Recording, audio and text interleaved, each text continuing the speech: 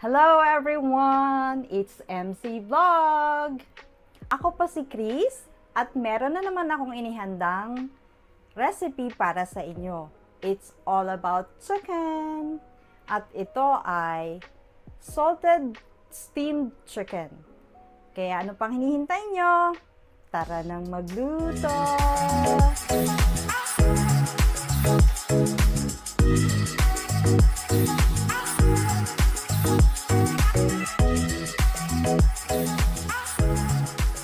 Ating mga ingredients: chicken, hindi ko na isinama yung chicken breast, ginger, thin slices lang, mas marami ilagay mas maganda, at spring onion.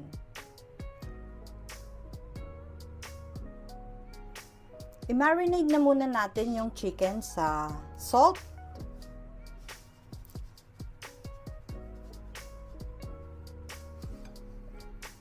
Lagyan nyo pati sa loob.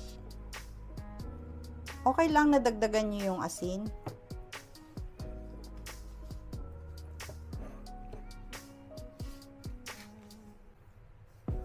Make sure na mapahid lahat ng asin na nilagay natin sa chicken.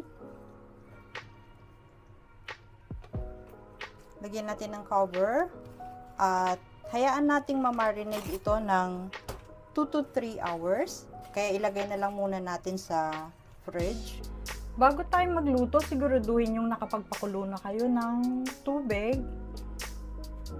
Start na tayo magluto, guys! Lagyan natin ng 1.5 tablespoon ng cooking oil. Yung ating pot. At ilagay na rin natin yung ating ginger.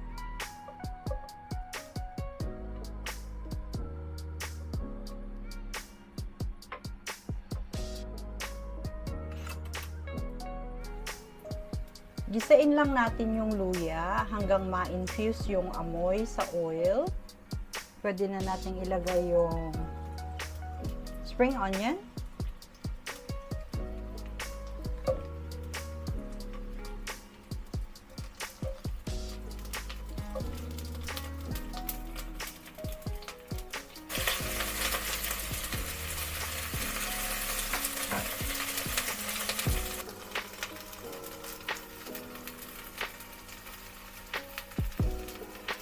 At lagay na natin yung chicken.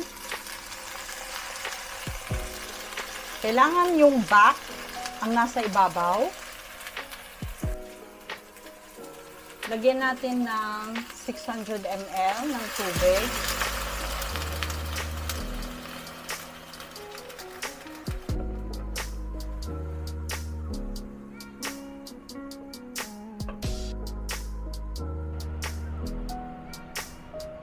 For 25 minutes natin itong lulutuin. For first 10 minutes, medium high heat na muna. Balikan na lang natin mamaya.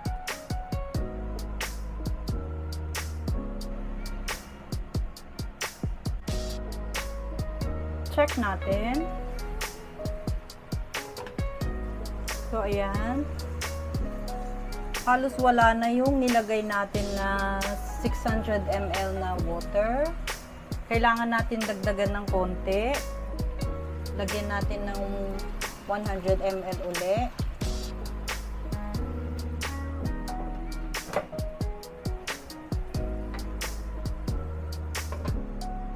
Ngayon naman, i-lower na natin yung apoy sa low. Balikan uli natin after 10 minutes para i-check kung meron pang sabaw.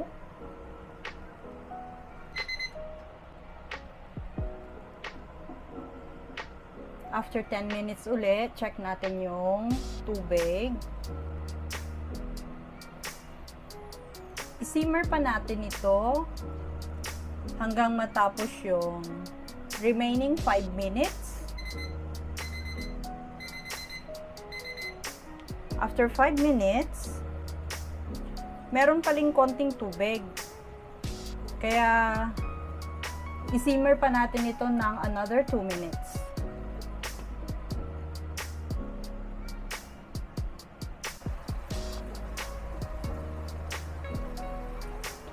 So, ayan guys. Ready na yung ating chicken. Pag nakita nyo ng ganyan, oil na lang natitira. Ready na. Takpan natin at hayaan lang nating lumamig ng konti bago natin i-cut para continuous pa rin yung pagkakaluto. Heto na yung ating steamed salted chicken. Enjoy your meal!